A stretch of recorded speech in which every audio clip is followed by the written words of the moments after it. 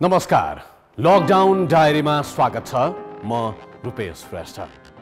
Corona भाइरसबाट संक्रमित हुनेको संख्या 1200 नाघेको छ। संक्रमणकै कारण मृत्यु हुनेको संख्या 6 जना पुगिसकेको छ भने प्रदेश 5 र प्रदेश 2 मा सबैभन्दा धेरै संक्रमित भएको देखिन्छ। महामारी रोकथामका लागि लकडाउन गरिएको 70 दिन नजिक पुगिरहँदा अब हरेक दिन थप 100 जना भन्दा बढीमा संक्रमण देखिन थालेको छ। यो आँकडा अझै बढ्दै जानेमा कुनै शंका छैन, तर यस बीचमा लकडाउनको मोडल परिवर्तन गर्न सरकारमाथि दबाव पनि बढ्दै गएको छ। लकडाउनले असर नगरेका अहिले कुनै क्षेत्र बाँकी छैन। सरकारले आगामी आर्थिक वर्षका लागि पेश गरेको बजेटले पनि लकडाउनका असरहरूलाई कम गर्न प्रयत्न गर्ने अर्थमन्त्रीको दाबी छ। लाखौं युवाहरूका लागि रोजगारीको अवसर सृजना गर्न सक्ने भनिएको क्षेत्र कृषिमा सरकारले बजेट मार्फत दिएको ध्यान पर्याप्त छ त? आजको कार्यक्रममा हामी यसै विषयमा केन्द्रित हुनेछौँ। सुरु गरौँ आजको लकडाउन डायरी।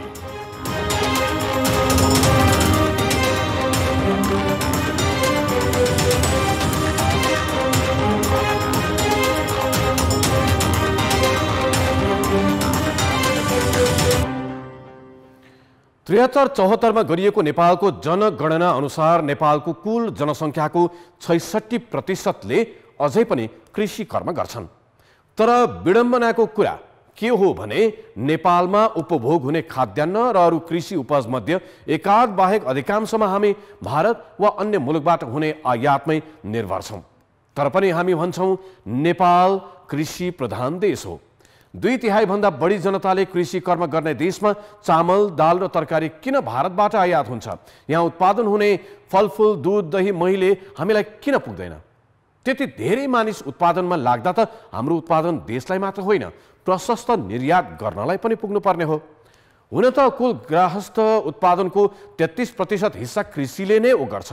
यसले कुल गार्हस्थ उत्पादन नै अति न्यून रहेको भन्ने कुरा कृषिले त्यसको 1/3 तानेको तथ्यबाटै प्रश्न हुन्छ। कोरोना महामारी र लकडाउनका कारण औपचारिक र अनौपचारिक क्षेत्रका करिब 30 लाख मानिस बेरोजगार हुने अनुमान गरिन्छ। यो बेला श्रमका लागि विदेशिएका लाखौं युवाहरू स्वदेश फर्किएका बेला र अब उनीहरूको श्रम स्वदेशमै प्रयोग गर्ने अवसर पनि देखिन्छ। तर यति ठूलो श्रम शक्तिको उपयोग गर्ने सबैभन्दा उपयुक्त क्षेत्र पनि कृषिलाई नै मानिएको छ। यसकारण पनि यो विशेष परिस्थितिमा सरकारले ल्याउने बजेटको मुख्य प्राथमिकता कृषिमा हुनुपर्छ भन्ने सुझाव विज्ञहरूले पनि दिइरहेका थिए। कस्तो देखियो त बजेटमा कृषि? यो सामग्री हेरौं। सरकारले बिहिबार पेश गरेको आर्थिक वर्ष 2077-78 का लागि जारी गरेको बजेटमा कृषि क्षेत्रका लागि 41 अर्ब 40 करोड छुट्याइएको छ, जुन कुल बजेटको 2.8% हो। सिँचाइका लागि भने 27 अर्ब 96 करोड छुट्याइएको छ। बजेटमा कृषि क्रान्तितर्फ उन्मुख हुन सहकारी, सामुदायिक तथा निजी फर्म मार्फत ठूलो परिमाणमा उत्पादन गर्न प्रोत्साहित गरिने भनिएको छ। एक स्थानीय तह एक उत्पादन पकेट क्षेत्र कार्यक्रम सञ्चालन गर्ने, सबै स्थानीय तहमा घुम्ती प्रयोगशाला मार्फत माटो परीक्षण तथा बिउ र मल सिफारिसको व्यवस्था गर्ने, कर्णाली र गण्डकी प्रदेशमा खाद्य गुणस्तर प्रयोगशाला सञ्चालनमा ल्याउने, रासायनिक मलको आपूर्तिका लागि अनुदान बजेट वृद्धि गरी 11 अर्ब पुर्याउने, सबै स्थानीय तहमा बजार पूर्वाधार निर्माण गरिने, सबै प्रदेशमा गरी 78 कृषि थोक बजार निर्माण गरिने तथा प्रदेश स्तरीय कृषि उपजको हब मार्केट स्थापना गरिने, 200 खाद्य भण्डारण केन्द्र स्थापना गरिने, सबै स्थानीय तहमा एक कृषि एक पशु सेवा प्राविधिकको व्यवस्था गर्ने लगायतका विषय समेटिएका छन्। चालु आर्थिक वर्षको बजेटमा कृषिका लागि 34 अर्ब 80 करोड रुपियाँ विनियोजन गरिएकोमा यो वर्ष 18.96% बढाइएको छ। तर बजेट आउनु अघि कृषि मन्त्री घनश्याम भुसालले भनेका सम्भावित खाद्य सङ्कटबाट जोगाउन सक्ने ठोस र प्रभावकारी कार्यक्रम भने नपरेको टिप्पणी भइरहेको छ। देशको कुल गार्हस्थ उत्पादनमा ठूलो हिस्सा कृषिले ओगट्छ। तर कृषकका अनेक समस्या छन्। बजारमा कृषि उपजको मूल्यले आकाश छुँदा कृषकले लागत समेत उठाउन पाउँदैनन्। बलियो बजार प्रणाली नहुँदा कतिपय सिजनमा उत्पादन कुहिएर जाने अवस्था छ। काभ्रेको तरकारी काठमाडौँ आइपुग्न कठिन छ, तर काठमाडौँमा भारतको तरकारी महँगोमा किन्नुपर्ने बाध्यता उपभोक्तालाई पर्छ। यो अर्थशास्त्र कस्तो हो? सरकारले पेश गरेको बजेटले यो बजार प्रणालीलाई सुधार गर्न सक्ने देखिन्छ त? यसबारे कुराकानी गर्न हामीसँग अर्थशास्त्री मानिकलाल श्रेष्ठ जोडिनु भएको छ। स्वागत छ यहाँलाई लकडाउन डायरीमा। नमस्कार पमेशजी। मेरो नाम रूपेश हो। तपाईसँग हिजो पनि हामीले कुराकानी गरेका थियौँ। अब बजेट आइसक्यो, बजेटको आँकडा पनि हामीले हेऱ्यौँ। बजेटमा कृषिका लागि समेटिएका योजना कार्यक्रम पनि हेरिएको छ। तपाईँले पढिसक्नु भएको छ, विश्लेषण पनि गर्दै हुनुहुन्छ। के यो बजेटले कृषिमा रहेको अहिलेका समस्याहरू सम्बोधन गर्न पर्याप्त छ? धन्यवाद। सर्वप्रथम त म यसमा के भन्न चाहन्छु भने अहिलेको हाम्रो यो लकडाउन कोरोनाको कोभिड-19 को जुन प्रभाव परेको छ र देशव्यापी रूपमा जुन लकडाउन लगाइएको छ त्यसमा हाम्रो देशमा भएको कृषि र ग्रामीण अर्थतन्त्र जुनले करिब 27-28% जीडीपी को दिन्छ, त्यो खासै गरी भन्ने हो भने चलायमान नै छ। केही हदसम्ममा पशुपालन, लाइभ स्टक र पेरिसेबल गुड्स तुरुन्त नष्ट हुने खालका सामानहरू, प्रोडक्टहरू बाहेक अरूमा यो चलायमान भएको हुनाले हामीले अहिले भोकमरी र महामारीको स्थिति सिर्जना गर्न स्थितिलाई चाहिँ हामीले चाहिँ टारेको अवस्था अहिले आएको छ। यदि त्यस्तो नभएको भए, यदि हाम्रो यो निर्वाहमुखी अर्थतन्त्र कृषि जो हामीले 20औं वर्षदेखि चाहिँ नेग्लेक्ट गरिरहेका छौँ, जो हामी छोडेर अन्य उद्योग व्यवसाय अर्थात् विदेशिएका छौँ, त्यसैले आज हामीलाई गहिरो सङ्कटबाट जोगाएको छ। त्यो हामीले नबुझ्नु र त्यो हामीले कृषिले यो अहिले हामीलाई नेपाली जनतालाई जोगाएको र नेपाली अर्थतन्त्रलाई केही हदसम्म जोगाएको कुरालाई हामीले चाहिँ मनन नगरेर बजेटमा पनि नराख्नुलाई चाहिँ के भनिन्छ भने यसलाई उपेक्षा गरेको भनेर ठान्नुपर्छ। भनेको यो पटकको बजेटले कृषिलाई प्राथमिकतामा राख्नु सट्टा उपेक्षा गर्यो भन्ने तपाईँको बुझाइ हो? त्यो बुझाइ हो। सबभन्दा पहिला मैले के भनेको भने जुन किसिमले कृषिले हामीलाई अहिले यो सङ्कटको पार गर्नका लागि एउटा लाइफलाइनको काम गर्यो नि, त्यसलाई हामीले चाहिँ यो लाइफलाइन थियो भन्ने कुरा बुझेको भए अहिलेको कोरोनाको महामारीमा यही लाइफलाइनलाई हामीले कसरी जोगाएर यसले अझै बढी हामीलाई यो सङ्कटको अवस्थामा चाहिँ बढी चलायमान गर्नका लागि के कस्ता यो आर्थिक वर्ष र अब आउने आर्थिक वर्षमा के कस्ता किसिमका चाहिँ छुट्टै प्रकारका प्रोग्रामहरू ल्याएर यसलाई अझै बढी चलायमान बनाउनु पर्थ्यो र गाउँ फर्केका उद्योग व्यवसायबाट गाउँ फर्केका र विदेशबाट गाउँ फर्केकाहरूलाई कसरी यसमा बढी उत्पादन गर्ने काममा लगाउने, कृषिमा मात्रै होइन कृषिसँग जोडिएका, कृषि पूर्व जोडिएका ब्याकवर्ड लिङ्केजेस भएको र कृषि पछाडि जोडिने उद्योग व्यवसायहरूमा समेत एउटा सेक्टरल लिङ्केजलाई पनि ध्यान दिएर कसरी बढी रोजगार यहाँ सिर्जना गर्न सकिन्छ र कसरी बढी उत्पादन गर्न सकिन्छ भन्ने कुरा एउटा थियो भने दीर्घकालमा चाहिँ कृषिको चाहिँ आधुनिकीकरण कसरी गर्दै लगेर यसलाई व्यवसायीकरण गरेर कृषिलाई हामीले जसरी हामीले नेपालको चाहिँ कृषिमा आधारित अर्थतन्त्र भन्थ्यौँ, तर पहिलाको निर्वाहमुखी अर्थतन्त्रको सट्टा अब चाहिँ व्यावसायिक र आधुनिकीकरण अर्थतन्त्रको निर्माण गर्नेको जग बसाल्ने भन्ने कुरामा उन्मुख हुनु पर्थ्यो जस्तो लाग्थ्यो मलाई र त्यो चाहिँ नआएको चाहिँ मैले महसुस गरेको छु। अनिकलालजी, जस्तो तपाईँ त अन्तर्राष्ट्रिय इन्टरनेसनल मोनिटरी फन्डमा पनि लामो समय काम गर्नुभयो, अर्थशास्त्र, विश्वको अर्थशास्त्र तपाईँले बुझ्नु भएको छ। नेपालमा नि अघि पनि हामीले कुरा गऱ्यौँ, काठमाडौँमा 5 खालबाट आउने तरकारीको मूल 5 खालमा 10 रुपियाँ हुन्छ, काठमाडौँमा आइपुग्दाखेरि त्यो 50 रुपियाँ भइसक्छ। कृषकले पाउने मूल्य त अझै कम हुन्छ, उपभोक्ताले तिर्ने मूल्य कहिलेकाहीँ त्योभन्दा पनि ज्यादा हुन्छ। यो कस्तो खालको अर्थशास्त्र हो? यसलाई यो बजेटले सुधार्न सक्ने अवस्था हुन्छ कि हुँदैन? तपाईँ के देख्नुहुन्छ? यही बजेटले त सुधार्न सक्दैन। यो हाम्रो अलिकति मध्यकाल मिडियम टर्ममा मात्र यस्तो किसिमको समस्याहरू सुल्झाउन सकिन्छ, किनभने गएको दशकभन्दा अगाडिदेखि हाम्रो पुरै अर्थतन्त्र व्यापारमा आधारित, सकेसम्म चाँडो नाफा लिने र मार्जिनमा बढी काम गर्ने खालको अर्थतन्त्रमा विकास हुँदै गएको कारणले गर्दाखेरि यस्तो किसिमको विकृतिहरू आएको। त्यसैले हामीले चाहिँ कृषिलाई राम्रोसँग चाहिँ यसलाई चाहिँ विकास गर्ने हो भने यसलाई सबभन्दा पहिला त सिप र साधन चाहिन्छ, किनभने यो त पहिलादेखि नै निर्वाहमुखी भएको छ। सबैभन्दा बढी लो स्किल भएका कामदारहरू, पारिवारिक कामदारहरू यसमा छन्। उनीहरू मोटिभेटेड पनि नहुन सक्छन्। सिप र ज्ञान उनीहरूलाई पुर्याउन सक्ने व्यवस्था हुनुपर्छ। सिप र ज्ञानको कमी भएको कारणले गर्दाखेरि कृषिलाई चाहिने सामग्रीहरूको व्यवस्थापनमा पनि सरकारले त्यति नै जोड दिनुपर्छ।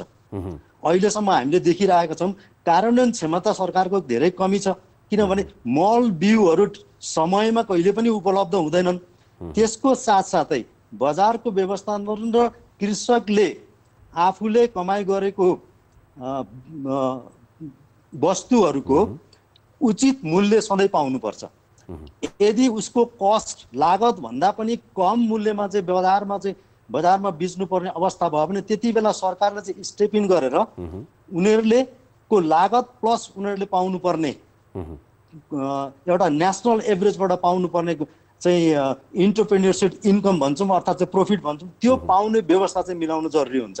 त्यसैको कारणले चाहिँ धेरै कुराहरूमा चाहिँ हामीले चाहिँ यो बढी अनुदान र ट्रान्सफर धेरै चुहावट हुने किसिमका यी ट्रान्सफरहरू जुन हाम्रो विभिन्न प्रोग्रामबाट गएका छन्, हामीले देखिरहेछौँ कि त्यो सही कृषकले पाउनुभन्दा अरूले नै कृषक भनेर ठगेर लिएको कारण सबभन्दा पहिला उत्पादन गर्ने कृषकलाई नै उसले पाउने मूल्यको सुनिश्चितता गर्नु चाहिँ उपयुक्त हुन्छ। यसको बजार व्यवस्थापनदेखि लिएर चाहिँ मूल्य निर्धारण गर्ने आदि धेरै विभिन्न कारणहरू हुन्छन्। त्यसकारण यो एउटा प्रमुख समस्या हो र यसलाई पनि हामीले चाहिँ बिस्तारै चाहिँ सुल्झाउँदै जानुपर्ने हुन्छ। मेरो प्रश्न बजेटले त्यो समेट्यो कि समेटेन भन्ने थियो। म एकैछिन यहाँलाई रोक्छु। हामीसँग अर्का एकजना विज्ञ पनि जोडिनु भएको छ, कृषि अर्थशास्त्री देव गौछन्, उहाँलाई पनि स्वागत गर्छु। देवजी यहाँलाई स्वागत छ।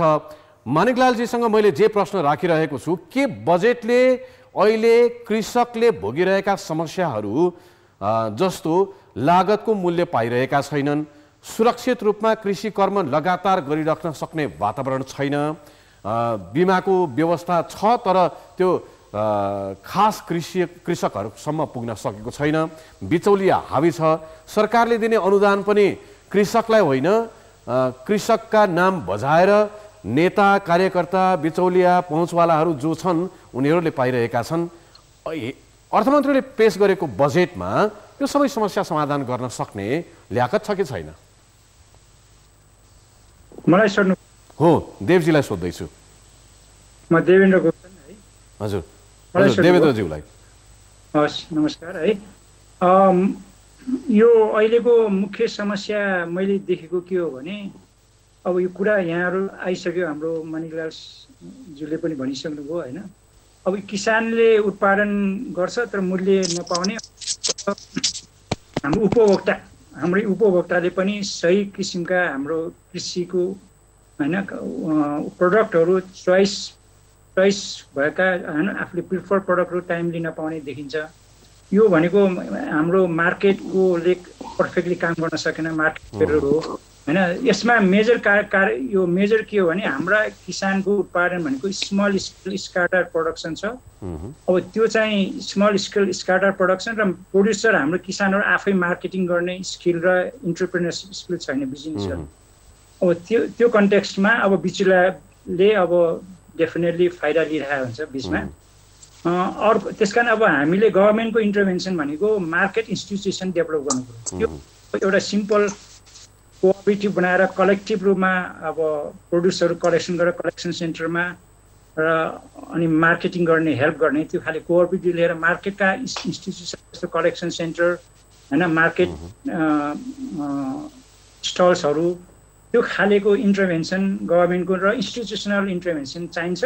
र त्यसको लागि चाहिँ यो सेन्ट्रल गभर्मेन्टले केन्द्रीय सरकारले गाह्रो हुन्छ, किनभने जस्तो यो बजेटमा एउटा व्यवस्था गरिएको छ नि हरेक स्थानीय तहमा बजार बनाउनको लागि पूर्वाधार खडा गर्ने, स्थानीय तहले त्यसमा इनिसिएट गर्ने अनि देशभरिमा 200वटा जस्तो भण्डारण स्थलहरू बनाउने, यस्ता कुराहरूले कृषकलाई फाइदा पुर्याउँछ र तपाईँले भन्नुभएको कुरा यी कुराहरूसँग जोडिन्छन्? हो होइन, त्यो सरकारले अहिलेको बजेटमा अब जस्तो अहिले विगतका बजेटभन्दा अलिकति मार्केटलाई फोकस गरेको देखिन्छ। जस्तो अहिले अब हिजोको बजेट भाषणमा 78 चाहिँ यो कलेक्सन सेन्टर मार्केट बजार केन्द्रहरू इस्टाब्लिस गर्ने स्थानीय तहमा र अनि खाद्य भण्डारहरू 200वटा खाद्य भण्डारहरू स्थानीय तहमा इस्टाब्लिस गर्ने र खाद्यान्न ब्याङ्कको पनि इस्टाब्लिस गर्ने भनेको छ होइन। तर यसले केही हेल्प गर्छ, तर त्यसको लागि चाहिँ अब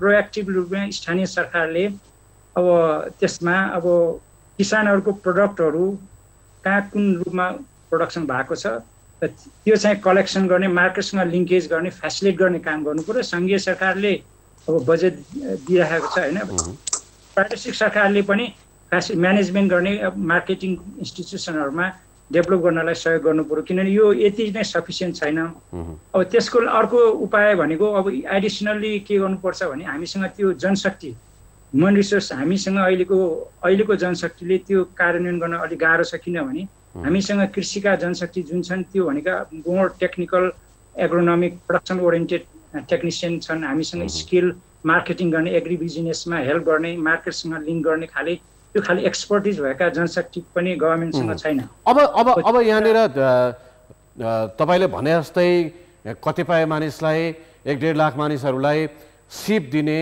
तालिम दिने भन्ने कुरा छ। अनि रोजगारी सृजना गर्नको लागि भूमिको प्रयोग गर्नका लागि पनि भूमि ब्याङ्क भनेर नयाँ कन्सेप्टमा अवधारणामा काम सुरु गर्ने भनिएको छ। यो कुराले कतै प्रश्रय दिन्छ? तपाईँले भनेको कुरामा केही सघाउ पुर्याउँछ? अनि बजेटको केही अब अहिलेको कम्पेरिटिभली लास्ट इयरको बजेटको तुलनामा अलिक केही चाहिँ यो मार्केटको कुराहरू, यो केही कुराहरू नयाँपन आएको छ। एउटा चाहिँ भूमि ब्याङ्कको कुरा हो। भूमि ब्याङ्कमा मुख्यत उद्देश्य चाहिँ यो मार्केटिङ भन्दा पनि अब यो भूमिमा पहुँच, जस्तो हामीसँग झन्डै 26% टोटल किसान जति छन्, किसानको 26% जति भूमिहीन छन् होइन। त्यो भूमिहीनलाई ल्यान्डको एक्सेस दिने र अर्कोतर्फ हामी कहाँ के छ भने झन्डै 26% जति जग्गा चाहिँ बाँझो छ। एकातर्फ जग्गा बाँझो हुने, अर्कोतर्फ किसानहरूको भूमिहीन किसानहरूको भूमिमा पहुँच छैन। त्यस कारण यो प्रोडक्टिभिटी पनि बढेन। अब त्यसलाई अब होइन बिजनेस ओरिएन्टेड गर्न पनि गाह्रो भयो। त्यो हिसाबले भूमि ब्याङ्कको कन्सेप्ट ल्याएर एक्सेस टु होइन ल्यान्डमा पहुँच पुऱ्याएर अनि त्यसमा फाइनेन्सिङ, क्रेडिट फाइनेन्सिङ गरेर अब गर्ने हो।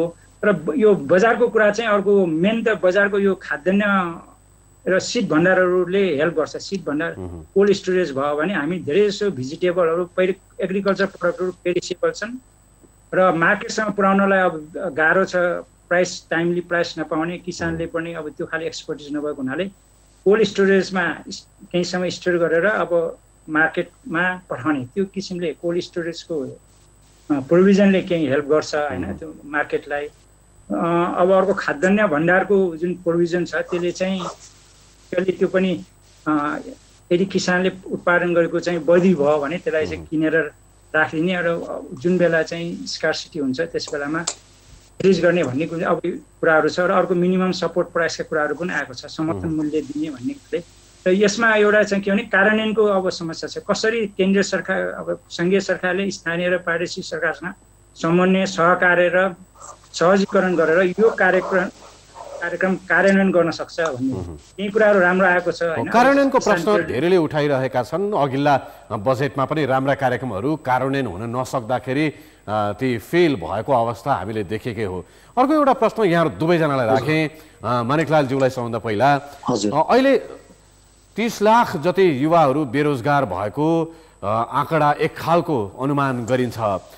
विदेशबाट कति युवाहरू अझै फर्किन सक्छन् र उनीहरू नेपालमै बसेर अब यहाँ रोजगारी खोज्ने र काम गर्न सक्ने भन्ने खालको त्यो अनुमान पनि गरिँदैछ। कति आउँछन् भन्ने थाहा छैन, यकिन छैन। अब यीमध्ये धेरैलाई कृषिमा लगाउन सकिन्छ कि भन्ने बुझाइ छ। अहिले आएको बजेट कृषिमा जस्तो खालको कार्यक्रम र बजेट विनियोजन गरिएको छ, त्यसले यसरी कृषिमा रोजगारी खोजिरहेकाहरूलाई वा सरकारले चाहे जस्तो धेरैभन्दा धेरैलाई कृषिमा लगाउने भन्ने खालको उद्देश्य पूर्ति हुने सम्भावना छ? मलाई कस्तो लाग्छ भने यसपालको बजेटले दुई किसिमबाट हेर्नु पर्थ्यो। एउटा चाहिँ तुरुन्तै विस्थापित भएका देशभित्रै उद्योग व्यवसायबाट विस्थापित भएका र विदेशबाट आएकालाई रुरल इकोनोमीमा चाहिँ रुरल इकोनोमीमा उनीहरूलाई कृषि र रुरल इकोनोमीमा रोजगारी पाउन अर्थात् चाहिँ उत्पादनमूलक व्यवसायहरूमा चाहिँ सम्मिलित हुनको लागि के गर्नु पर्थ्यो र भन्ने कुराबाट चाहिँ जोड दिनुपर्ने कुरामा चाहिँ मैले कुनै प्रोग्रामहरू देखिनँ। जस्तै यो पकेट प्रत्येक स्थानीय तहमा पकेट डेभलप गर्ने भनेको छ, के अरे स्टोरेज फेसिलिटिजहरू निर्माण गर्ने भनेको छ, बजार व्यवस्थापन गर्ने भनेको छ। यो बनाउनलाई नै वर्ष दिनभन्दा बढी लाग्छ। त फर्केर आइरहेकोलाई कसरी चाहिँ व्यवस्थापन गर्ने भन्ने कुरामा त तुरुन्तै एउटा नयाँ किसिमको र तुरुन्तै कार्यान्वयनमा जाने खालको प्रोग्राम चाहिन्थ्यो। जस्तै अघि पनि भन्नुभयो, मैले पनि पढ्दाखेरि के भन्छु भने धेरै जसो के अरे हाम्रो पहाडी जिल्लाहरूमा करिब 30% जग्गाहरू बाँझो छ, नम्बर 1। नम्बर 2, क्रप इन्टेन्सिटीहरू गएको दशकमा कम हुँदै गएको छ। नम्बर 3, हामीसँग लगाइएको बालीहरूमा पनि हेरचाह चाहिँ श्रमिकहरू नभएको कारणले कम हुँदै गएको छ। बढ्दो फेमिनाइजेसन छ। यी कारणहरूले गर्दाखेरि ती बाँझो जग्गालाई तुरुन्तै उत्पादनमूलक कृषिमा चाहिँ प्रयोग हुन सक्ने खालको प्रोग्रामहरू चाहिन्थ्यो। त्यसको लागि स्थानीय तहबाट तुरुन्त त्यसका लागि चाहिने सिप, त्यसको लागि चाहिने र मेटेरियल्स, मल, बिउहरू र त्यसबाट उत्पादित वस्तुलाई तुरुन्तै बजारमा लगेर बिचौलियाहरूले नखाने गरी उत्पादकले नै खाने गरी, केही उत्पादकले नै त्यसको मूल्य पाउने गरी चाहिँ बजारको व्यवस्थापन गरेको भए मात्रै यो अहिलेको हाम्रो निर्वाहमुखी कृषिले चाहिँ केही हदसम्ममा चाहिँ के अरे विस्थापित भएको मान्छेहरूलाई चाहिँ एउटा रोजगारीको अवसर सिर्जना गर्ने थियो। तर यो अहिले आएको प्रोग्रामहरू चाहिँ यो 3 महिना 6 महिनामा लागू त हुँदैन। भण्डारहरू पनि हामीले निर्माण गर्न सक्दैनौँ, बजारको थोक बजार व्यवस्थापन अरू पनि गर्न सक्दैनौँ। बजार बनाउने भनिएको छैन, फेरि बजारको पूर्वाधार बनाउन सुरु गर्ने भनिएको छ। पूर्वाधार बनाउन त अझै 1 वर्ष लाग्छ त। त्यसकारण अहिले तुरुन्त विस्थापित भएको मान्छेलाई कसरी चाहिँ रोजीरोटी दिने भन्ने मुख्य समस्या त्यो बाँझो जग्गामा। गौतमजीको धारणा के हो, यो बजेटमा यसरी श्रम शक्तिलाई कृषिमा लगाउन सक्ने कार्यक्रम कहाँनिर छ? अब अहिले यसो हामीले बजेटमा बुझ्दाखेरि जस्तो अब अर्कोतर्फ रोजगारीतर्फ कृषिभन्दा बाहिरको बजेट सुन्दाखेरि अब श्रम बैंक बनाउने, अब यो प्रधानमन्त्री जुन चाहिँ रोजगार कार्यक्रम अन्तर्गत कति धेरै अब 5-6 जस्तो टोटलमा 6 लाख, अब त्यसले प्राइम मिनिस्टर जुन चाहिँ स्वरोजगार कार्यक्रममा मार्फत पनि 1 लाख 2 लाख कति भनेको छ है, त्यो मार्फत रोजगारी दिने भनेको छ। त्यसमा अब केही सिपमूलक अब 50,000लाई चाहिँ सिपमूलक तालिम दिने भनेको छ। त्यो चाहिँ कृषि होइन, ओभरअलको कुरा भयो। धेरै जस्तो कार्पेन्ट्री, विभिन्न फरेन लेबरले लिएका कामहरूमा स्किल डेभलप गर्ने, प्लम्बिङको कुरा गरेको छ। तर कृषिमा अब त्यो कार्यक्रम भनेको प्रधानमन्त्री कृषि आयोजना छ नि, प्राइम मिनिस्टर एग्रिकल्चर प्रोग्राम मार्फत त्यसलाई पुनर्संरचना गरिने भनिएको छ। त्यो मार्फत एक पकेट एक स्थानीय क्षेत्र पनि भनिएको छ। तर त्यसमा स्पष्टता के छैन भने अब हामीले यो विस्थापित मजदुर अथवा कृषिमा लागेकै किसानहरूलाई कसरी उनीहरूलाई ट्रेनिङ दिने, सिपमूलक बनाएर रोजगारी क्रिएट गर्ने र कृषिमा एक इन्टरप्रेन्योरसिप डेभलप गर्ने भन्ने कुरा स्पष्ट छैन, क्लियर छैन। र अहिलेको मैले हेर्दाखेरि के देख्छु भने जस्तो अहिले हामी कृषिमा आकर्षण नहुनुको मुख्य कारण के हो भने कृषिले पूर्णकालीन रोजगारी दिन सक्दैन। हाम्रो चाहिँ निर्वाहमुखी कृषि प्रणाली, त्यसमा पनि हाम्रो एउटा बाली उत्पादन प्रोडक्सन एउटा बाली लगाइसकेपछि अरू बाँकी अर्को केही महिना चाहिँ बाँझो रहन्छ अथवा खाली रहन्छ। त्यो कस्तो छ भने किसानले हाम्रो कति 65% किसानहरू अब भने खेतीमा आबद्ध छन् भने पनि त्यो पूर्णकालीन छैन। त्यो भनेको कस्तो भने डिस्ग्युस्ड इम्प्लोइमेन्ट हो, पूर्णकालीन इम्प्लोइमेन्ट छैन। त्यसकारण अब त्यो कारणले बेरोजगार आएको हो। कृषिमा पनि पूर्णकालीन रोजगार छैन। तर विस्थापित अहिले उद्योग क्षेत्र, सेवा क्षेत्र, अब पर्यटन क्षेत्रबाट विस्थापित श्रमिकहरूलाई पनि कृषिमा आबद्धता गर्नुपर्ने अहिलेको आवश्यकता हो। तर त्यो गर्नलाई इमिडिएटली त्यो कृषिमा आकर्षणको केन्द्र चाहिँ त्यति देखिएको छैन होइन। त्यो गर्नलाई अब कार्यक्रमहरू त्यति स्पष्ट रूपमा ठुलो कार्यक्रम आउन सकेन र बजेटको विनियोजन पनि भएको छैन। अहिलेको भएको विद्यमान कार्यक्रम भनेको त्यो प्राइम मिनिस्टर एग्रिकल्चर होइन कमर्सियलाइजेसन प्रोग्राम हो। त्यो चाहिँ केही सीमित पकेट क्षेत्रहरूमा छन् हैन। अब त्यसलाई बढाएर अहिले 250 भनिएको छ। त्यसमा किसानलाई अथवा युवा श्रमिकहरूलाई कसरी इन्टरप्रेनर बनाएर एग्री बिजनेसमा लगाउने, भ्यालु एडिसन मार्केटिङ र प्रडक्ट डाइभर्सिफिकेसनमा गरेर कृषिलाई उद्योगसँग नजोडिकन त्यो खाले रोजगारी दिन पनि सकिँदैन र कृषिमा आधुनिकीकरण र हैन विशिष्टीकरण पनि ल्याउन गाह्रो हुन्छ। त्यसकारण त्यो स्पष्टता अहिले अलिक क्लियर छैन अहिलेको बजेट। यहाँ दुवैलाई धेरै धेरै धन्यवाद यो छलफलका लागि, समयका लागि। उहाँ हुनुहुन्थ्यो कृषि अर्थशास्त्री देवेन्द्र गौचन र सँगसँगै मानिकलाल श्रेष्ठ। हामीले बजेटमा के छ त्यस्तो जसले कृषकहरू, नयाँ कृषकहरू उत्पादन गर्न सक्छ, युवाहरू जो बेरोजगार भएका छन् उनीहरूलाई कृषिमा लाग्नको लागि प्रेरित गर्न सक्ने केही छ कि भन्ने प्रश्न गऱ्यौँ। कोरोना भाइरसको महामारीका बेला आवश्यकता अनुरूप बजेटको प्राथमिकीकरणमा सरकार चुकेको देखिएको छ। रोजगारी वृद्धि र खाद्यान्नमा परनिर्भरता अन्त्यका दृष्टिले कृषिलाई महत्त्वका साथ हेरिएको छ, तर सरकारको प्राथमिकता अल्मलिएको देखिन्छ। एउटा उदाहरण पेश गर्छु। सरकारले कृषिलाई उच्च प्राथमिकता दिनुपर्नेमा बिना औचित्य रक्षातर्फ अहिलेकै बजेटलाई निरन्तरता दिएको छ। सहकर्मी सुमन पन्तले गरेको यो तुलना हेरौँ जसले सरकारको प्राथमिकता बुझ्न सजिलो बनाउनेछ। देशमा अहिले सेनाको बजेट बढाउनु पर्ने कुनै आधार छैन। न युद्धको अवस्था छ न त सेनालाई सीमा सुरक्षामा परिचालन गरिएको छ। तर सरकारले रक्षातर्फ 50 अर्ब 25 करोड 86 लाख रुपियाँ बजेट छुट्याएको छ। त्यसमध्ये 5 अर्ब 66 करोड पुँजीगत तर्फको हो, जबकि अहिले रक्षातर्फ पुँजीगत बजेट विनियोजन गर्नुपर्ने औचित्य नै देखिँदैन। यस्तो असामान्य अवस्थामा पनि रक्षातर्फको पुँजीगत बजेट कटौती नगरेकाले त्यसको प्रभाव बढी प्राथमिकता दिनुपर्ने कृषि क्षेत्रमा परेको छ। लकडाउनले असङ्गठित क्षेत्रमा श्रमिक कामविहीन भई गाउँ फर्किएको र विदेशबाट फर्किने युवाको सङ्ख्या पनि बढिरहेको अवस्थामा रोजगारी वृद्धिका लागि कृषिलाई सबैभन्दा बढी सम्भावना भएको क्षेत्रका रूपमा हेरिएको थियो। तर युवालाई आकर्षित गरी कृषि उत्पादन बढाउन कृषि मन्त्रीले प्रस्ताव गरेकै कार्यक्रम बजेटमा समेटिएनन्। कृषिमा पुरानै कार्यक्रमलाई निरन्तरता दिइएको छ। कृषि क्षेत्रका लागि 41 अर्ब 40 करोड रुपियाँ बजेट छुट्याइएको छ। यो रकम चालु आर्थिक वर्षको भन्दा 7 अर्ब रुपियाँ बढी हो। तर यसले खाद्यान्नमा परनिर्भरता अन्त्यका लागि ठोस योगदान पुग्ने देखिँदैन। पुरानै कार्यक्रमले निरन्तरता पाएकाले खेती किसानीमा युवाहरू आकर्षित हुने आधार निकै कमजोर देखिएको छ। रासायनिक मल र बिउ बिजनको अनुदान त बढाइएको छ, तर किसानको मुनाफा सुरक्षित गरिएको छैन। 18 करोड खर्च गरेर बनाइएको 20 वर्षे कृषि विकास रणनीतिमा औल्याइएका उत्पादन, बजारीकरण र निर्यात सहजीकरणका कुरा बजेटमा छुटेका छन्। युवाहरू गाउँ फर्किएको अवस्थामा उत्पादन बढाई परनिर्भरता अन्त्य गर्ने अवसर सदुपयोग गर्ने कार्यक्रम ल्याउन सरकार चुकेको छ। अब कृषि विज्ञका कुरा सुनौँ। सरकारले यति बेला सम्भावित भोकबाट बचाउन गाउँ फर्केका युवालाई कृषि क्षेत्रमा लगाउन के गर्नु पर्थ्यो र सरकारको काम कस्तो भयो? यति बेला हाम्रो सम्पर्कमा मदन राई हुनुहुन्छ। मदनज्यू, स्वागत छ यहाँलाई लकडाउन डायरीमा। हजुर नमस्कार है, मेरो सबैलाई नमस्कार, सम्मान छ सबै दर्शकहरू र कान्तिपुरलाई। तपाईँ अहिले खोटाङमा हुनुहुन्छ। खोटाङमा अहिले गहुँ भित्राइयो होला, मकै लगाइयो होला, अब केही समयमा धान रोप्ने बेला हुन्छ।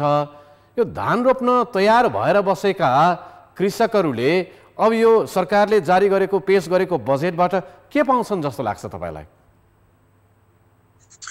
हो, अब नेपालभरिको किसान अब मुख्य गहुँ बाली भित्राउने काम चाहिँ जेन तेन सकियो, तर लकडाउनले निकै असर पार्यो अनि अलिकति वर्षाले पनि केही त असर पारेको छ। तर धान लाउनलाई अब धेरै खोटाङमा त सबै तयारी भइसकेका छन्। अब यहाँ त जेठ 15 देखि नै सुरु हुन्छ, पछिदेखि नै रोप्न थालिसक्यो अगौटेहरू र यहाँ चाहिँ अब बेसीमा साउनको 10-12 सम्म रोप्छ, तर धेरै जस्तो असार 15-20 चाहिँ सकिसकेको हुन्छ र यहाँ अहिले चाहिँ खोटाङमा सामान्य नै छ एक प्रकारले हेर्दाखेरि। अब त्यसरी धान रोप्न ठिक्क परेर बसेका कृषकहरूले सरकारले पेश गरेको बजेटबाट के पाउँछन्? केही आशा गर्न सकिन्छ? सरकारको बजेट त अब मैले ठुलो आशा गरेका थिएँ। यसपालि सरकारले कम्तीमा पनि 3-4वटा कुरालाई मात्रै फोकस गर्छ। यो विशेष गरेर असाधारण वर्ष हो अब पहिलो कुरा त रोगबाट जोगाउनु पर्यो जनतालाई पहिला, त्यसपछि भोकबाट जोगाउनु पर्यो, अनि त्यसपछि काम चाहिने अब विशेष गरेर मजदुरहरूको, किसान मजदुरहरूको काम जोगाउनु पर्यो भनेर तीनटा कुरामा अनि पूर्वाधारमा विशेष गरेर यातायात आउजाउ गर्नको लागि र सिँचाइमा यो उत्पादनको निमित्त चाहिने पहिला त अब के भन्छ मजदुरै हो, किसानै हो। किसानले उब्जाउँछन् कच्चा पदार्थ, उद्योगले चाहिँ त्यसलाई प्रशोधन गर्छ। ती चाहिँ सबै किसान र मजदुर मान्छे उनीहरू पनि मान्छे, उनीहरूको चाहिँ पहिला रोग जोगाउनु पर्यो, रोगबाट बचाउनु पर्यो, अनि भोक बचाउनु पर्यो, उनीहरूको काम बचाउनु पर्यो, त्यसपछि देश पाल्ने हो। तर यो तीनटा चारवटा कुरामा चाहिँ खासै फोकस गरेर आएन। बजेट अलिअलि बढेको देखियो कृषिमा, करिब कृषिमा अहिले तत्काल सरकारले ल्याउनै पर्ने कार्यक्रम के थियो होला? कृषिलाई हेरेर कृषिलाई प्राथमिकता दिनुपर्थ्यो भनिरहँदा ल्याउनु पर्ने कार्यक्रम चाहिँ के थियो जुन आएन? हजुर, कृषि विज्ञ मदन राईसँग हामी सम्पर्क गरिरहेका छौँ, कुराकानी गरिरहेका छौँ। उहाँ खोटाङदेखि हामीसँग सम्पर्कमा हुनुहुन्छ। हजुर, सुन्दैछौँ हामी तपाईँको आवाज। सुन्दै हुनुहुन्छ? हजुर, सुन्दैछौँ। कृषिमा ल्याउनु पर्ने कार्यक्रम त अब वास्तवमा अहिले मैले चाहिँ आश गरेको के थियो भने अब भोकबाट जोगाउनुको लागि नेपालमा सबभन्दा पहिलो धान हो, त्यसपछि गहुँ मकै हो होइन। अब अहिले धान लगाउने र को लगाउनेको लागि चाहिँ नि किसानहरूलाई सरकारले विशेष बजेट ल्याउला, सुविधा ल्याउला, विशेष गरेर मल र बिउमा चाहिँ विशेष कार्यक्रम ल्याएर चाहिँ सबैलाई राहत देला। अनि आलु र मकै जोगाउनु छ। अब त्यो चाहिँ पाक्नु अब भनौँ न आधा लगाएर पनि कोही पाक्ने अवस्थामा, आलु त अब खन्ने अवस्थामा पुग्दैछ। त्यो जोगाउनुलाई केही राहत होला भन्ने थियो। अनि त्यसपछि अब गहुँ लाउने, चैते धान लाउनुको लागि विशेष गरेर यो खानेकुरा उब्जाएर चाहिँ भोकमरीबाट बचाउनुको निमित्त राहतको अथवा विशेष प्याकेज आउला भनेको, तर आएन। खास तर सरकारले त भनेको छ नि मल, रासायनिक मल सजिलोसँग प्राप्त गर्नको लागि अनुदान बढाउने, अनि बिजनको सिफारिस गर्नका लागि र कृषकहरूलाई सहयोग गर्नका लागि हरेक स्थानीय तहमा कृषि प्राविधिकको व्यवस्था गर्ने, जसले घर घरमा पुगेर कृषकहरूलाई भन्न सक्छन् कि तपाईँ के लगाउँदै हुनुहुन्छ, हामीले के सहयोग गर्नु पर्यो भनेर भन्न सक्ने प्राविधिकहरू गाउँ गाउँसम्म पुर्याउन सक्ने भनेर बजेटमा कार्यक्रम त आएको छ। यो यतिले पुग्दैन? त्यो 50 करोड रुपियाँ त्यसमा चाहिँ कर्मचारी भर्ना गर्नेलाई चाहिँ छुट्याएको, भइरहेको कर्मचारी नै काम गरेर 10,000 छन्, तिनीहरू नै अब करिब खोइ सक्रिय भएको देखिँदैन। कर्मचारी थपेर त समाधान हुँदैन। बरु त्यो 50 करोड चाहिँ किसानलाई, विशेष गरेर अहिले सरकारको सबैभन्दा ठुलो भुल के भने सङ्घीयता बिर्स्यो। सिंहदरबारले नै पजनी गरेर चाहिँ के अरे पैसा दिने, अनि त्यसपछि प्रोसेस मिलाएर खर्च गरोस्, प्रक्रिया मिलाएर भन्ने मात्रै छ। त्यो चाहिँ खासमा अहिले वार्डलाई चाहिँ नि यो रोगसँग लड्न र भोकसँग लड्नको निमित्त पनि र कामसँग लड्नको निमित्त पनि यो वार्डलाई चाहिँ नि विशेष गरेर स्थानीय तहमा, त्यो स्थानीय तहको पनि पालिकालाई हो, वार्डलाई नै परिचालन गर्यो भने प्रत्येक वार्डमा त 5 जना मान्छे छँदैछ निर्वाचित। उनीहरू र कर्मचारीको तह पनि अहिले हेर्दाखेरि करिब निष्क्रिय बसेका छन्। शिक्षकहरू चाहिँ निष्क्रिय रहेछ। एउटा वार्डमा कम्तीमा 20 जना शिक्षक हुन्छ, तलब खाएर बसेका छन्, कर्मचारी हुन्छ। एउटा वार्डमा 20-30 जना मानिस निर्वाचितसँग त पुरै पदाधिकारीहरू नै छन्। उनीहरूलाई नै परिचालन गरेर किसानकोमा घर घरमा गएर के छ कस्तो छ अवस्था भनेर देखावा हुने थियो। अब विशेष प्राविधिक कुराहरू त के भएर त्यहाँ प्रत्येक जिल्लामा के अरे पालिकामा एक-एकवटा प्राविधिक त सोध्न सकिहाल्छ। यी मै जस्तो सोधे पनि समस्या थुप्रै छ नि, हामी त हजारौं त त्यसै विज्ञहरू नै छौँ। मदनजी, तपाईसँग कुरा गर्दा गर्दै हामीसँग अर्का एकजना कृषि उद्यमी पनि जोडिनु भएको छ, उहाँसँग पनि कुरा थाल्छु। तपाईँ सम्पर्कमै रहनु होला। कृषि उद्यमी आनन्द बगारिया अहिले हामीसँग जोडिनु भएको छ। आनन्दजी, तपाईँलाई स्वागत छ लकडाउन डायरीमा। सरकारले हिजो बजेट ल्याइरहँदाखेरि धेरै युवाहरूले के सोचिरहेका थिए भने अब सरकारले केही ल्याउँछ, म पनि कृषिमा केही काम गर्न थाल्छु, कि त कृषि गर्न थाल्छु कि त कृषिमा आधारित केही उद्यम गर्न थाल्छु भनेर सोचिरहेका थिए।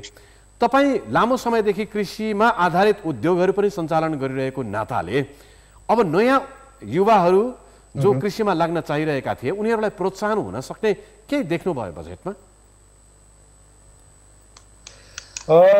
बजेटमा जेनरली बजेट हेर्ने हो भने मलाई कस्तो लाग्यो भने यो हाम्रो कोभिडको जुन परिस्थिति छ त्यो अर्जेन्सी त्यो बजेटमा देखिएन। हामीले यो बजेटलाई पनि एउटा साधारण बजेटको अनुसार ल्यायौँ र सायद अर्थक्वेकको बेलाको सम्झनालाई लिएर बसेका छौँ कि एक आध महिनामै यो टरिहाल्छ and life will come back to normal जस्तो बजेट देखियो। त्यो बजेट आउनुभन्दा पहिला कृषिमाथि एकदमै दारामदार राखिया जस्तो थियो, त्यसले गर्दा आश पनि बढ्यो र सायद यो एउटा मौका पनि थियो जहाँ कि हामी अलिकति रिस्क लिन सक्थ्यौँ। विगतका बजेटहरू विगतका पोलिसिजबाट अलिकति डिपार्चर लिएर कुनै चिज नयाँ गर्न सक्थ्यौँ होला जस्तो लाग्यो। जस्तो के गर्न सकिन्थ्यो, जस्तो के आउन सक्थ्यो बजेटमा? सरी, बजेटमा तपाईले भने जस्तै के आउन सक्थ्यो? के आउन सक्थ्यो भन्दा पनि म तपाईँलाई दुईटा कुरा यसलाई दुई भागमा बाँडेर कुरा गर्न चाहे। एउटा चाहिँ एक्जिक्युटेबल, जुन कुरालाई हामीले विगतका कैयौँ वर्षौँदेखि गरिरहेछौँ त्यो कुरालाई निरन्तरता दिइएको छ। सब्सिडीका कुरा भए, तपाईँको इन्सेन्टिभ्सहरूका कुरा भए, त्यो सब आफ्नो ठाउँमा ठिकै थियो।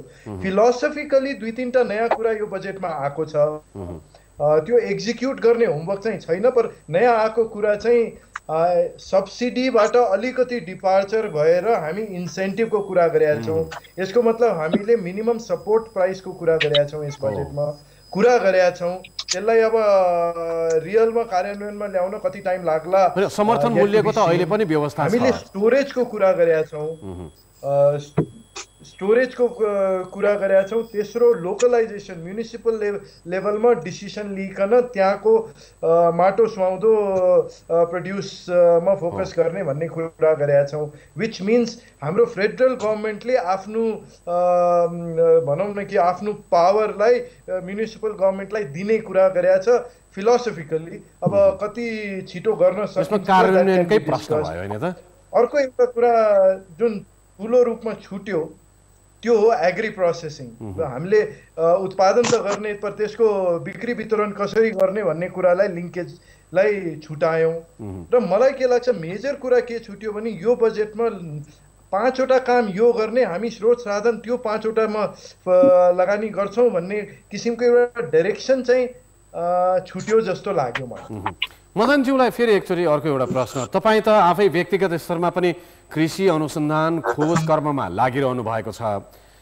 यो बजेटमा कतै देख्नुभयो कृषिमा नयाँ नवीन खोज, यान्त्रिकरणका लागि, आधुनिकीकरणका लागि, नयाँ बिउ बिजनका लागि, नयाँ प्रविधिका लागि केही खोज अनुसन्धान गर्न सक्ने गरेर कुनै कार्यक्रम आयो?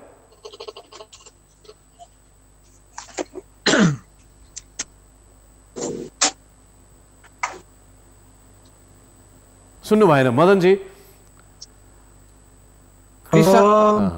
मैले त अब यसो हेर्दा नवीनतम कुरा त पटक्कै केही देख्दिनँ। एउटा अहिले केही कति करोडको चाहिँ यो नयाँ आइडियाहरूको लागि चाहिँ प्रस्ताव आह्वान गर्ने जस्तो कुरा चाहिँ सुनियो, देखियो।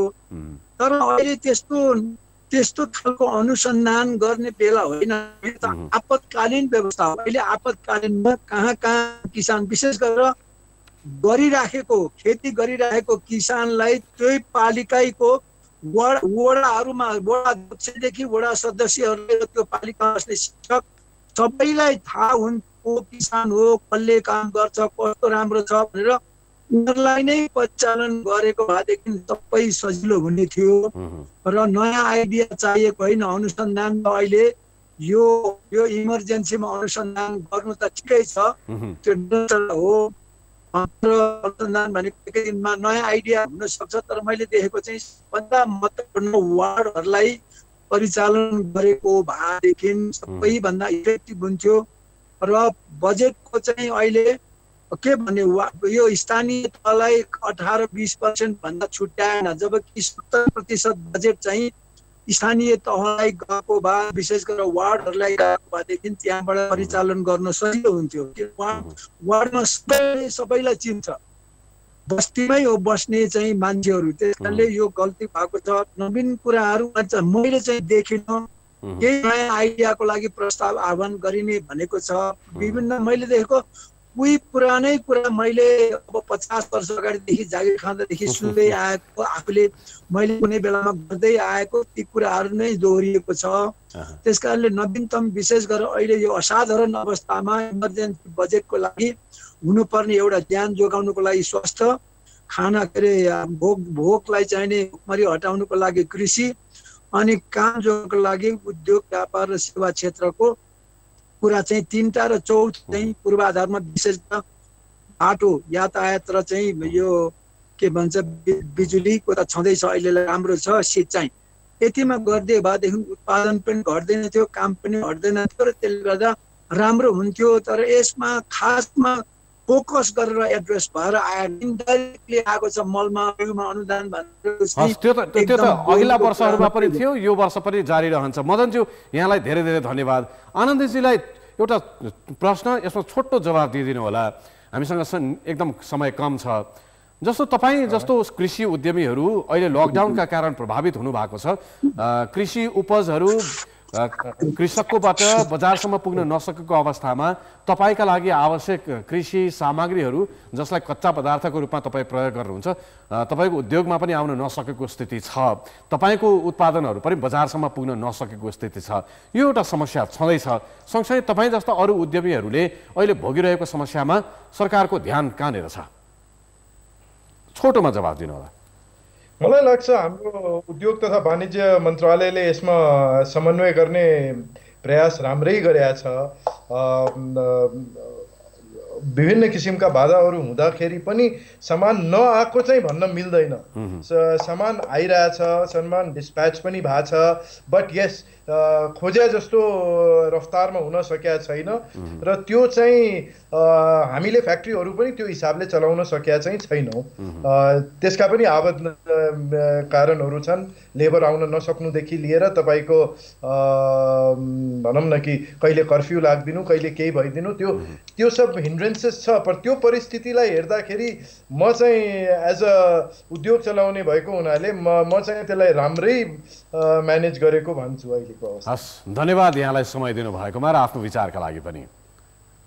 उहाँ हुनुहुन्थ्यो कृषि उद्यमी आनन्द बगारिया। हामीले कृषि विज्ञ मदन राईसँग पनि कुरा गऱ्यौँ। बजेटमा कृषिलाई दिइएको स्थानबारे सहकर्मी सुमन पन्थले कृषि तथा खाद्य सुरक्षाविद यमुना घलेलाई सोधेका छन्। घलेको विचारमा कृषिमा सरकारले ल्याउने कार्यक्रम रूपान्तरकारी हुन सक्ने अपेक्षा गरिएको थियो, तर बजेटमा त्यस्तो नभएको घलेको बुझाइ छ। मैले चाहिँ अलिकति रूपान्तरणकारी बजेट आउँछ भन्ने पनि लागेको थियो र हिजो मन्त्रीजीको भाषणमा पनि कृषिलाई कृषि क्रान्तितर्फ उन्मुख भनेर नै उहाँले पनि सम्बोधन गर्नुभएको हुनाले त्यो मानेमा चाहिँ मैले अलिकति रूपान्तरित हिसाबले आउँछ होला भन्ने लागेको थियो, त्यो चाहिँ हुन सकेन।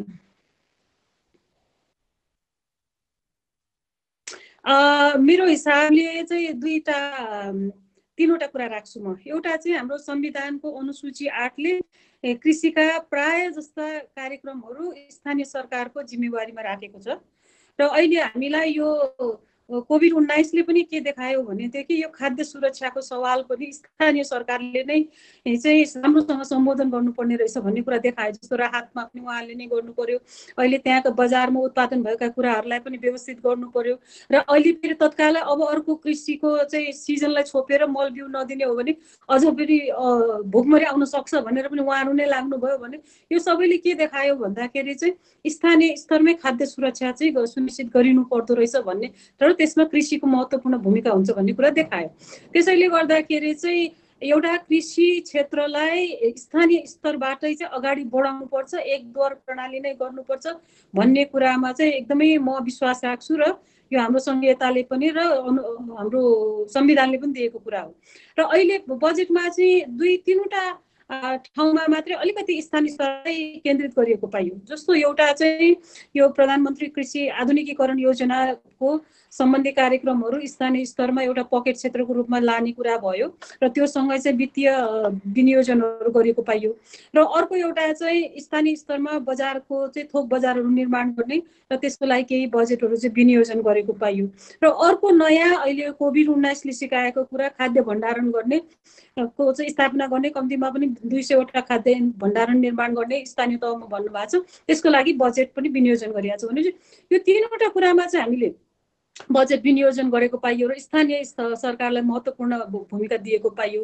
तर स्थानीय सरकारलाई भूमिका दिँदै त्यो कार्यक्रमलाई चाहिँ लागू गर्नको लागि चाहिने संरचना, त्यसको लागि चाहिने प्राविधिक, त्यसको लागि चाहिने अरू चाहिँ महत्त्वपूर्ण पाटाहरू, खास गरिकन भूमिको उपयोग, यस्ता कुराहरूमा चाहिँ अलिकति फड्को मार्न नसकेको भन्ने मेरो एउटा विश्लेषण छ। एउटा पाटो त्यो भयो। र अर्को पाटो चाहिँ के हो भनेदेखि हामीले कृषिको उत्पादन गरेर मात्रै भएन, उत्पादन गरिसकेपछि बजारीकरण सबैभन्दा महत्त्वपूर्ण कुरा हुन्छ। र यो हामीलाई यो लकडाउन अवधिभित्र पनि आएको सबैभन्दा महत्त्वपूर्ण कुरा के हो भनेदेखि हाम्रो किसानको, भक्तपुरको किसानको तरकारी बिकेन, चितवनको किसानको तरकारी बिकेन, तर भारतको तरकारी बल्कको आइपुग्यो भन्ने कुराहरू पनि आयो भने चाहिँ त्यसले गर्दाखेरि चाहिँ हाम्रो उत्पादन मात्रै बढाएको हुने रहेनछ नि त, बजारको व्यवस्थापन महत्त्वपूर्ण कुरा रहेछ। कृषि तथा खाद्य सुरक्षाविद यमुना खले। कृषिमा सरकारको नजर जति पर्नुपर्ने हो न त अहिलेको सरकारको परेको छ न यसभन्दा अघिका सरकारहरूको। उत्पादन वृद्धि मार्फत आर्थिक पुनरुत्थानसँग व्यापक रोजगारीको अवसर सृजना गर्ने बाटो यो पटक पनि गुम्ने कतिपयको बुझाइ छ। आज हामीले कृषक, कृषि उद्यमी, कृषि विज्ञ र अर्थशास्त्रीहरूसँग सरकारले ल्याएको बजेटमा कृषिको स्थान र समग्र कृषि सम्बन्धी कार्यक्रमबारे कुराकानी गऱ्यौँ। जस्तो बजेट आए पनि यसको कार्यान्वयनको पाटोलाई भने ध्यान दिएर हेर्नुपर्ने निचोड सबैको छ। आजको लागि लकडाउन डायरी यति नै। लकडाउन डायरीको अर्को अङ्क अर्को दिन प्रोड्युसर चिरण पौडेल, सहकर्मी डिपी उपाध्याय र सुमन पन्थ तथा क्यामेरा र प्रविधिमा रहेका साथीहरूसँगै म रूपेश श्रेष्ठ पनि बिता चाहन्छु। नमस्ते।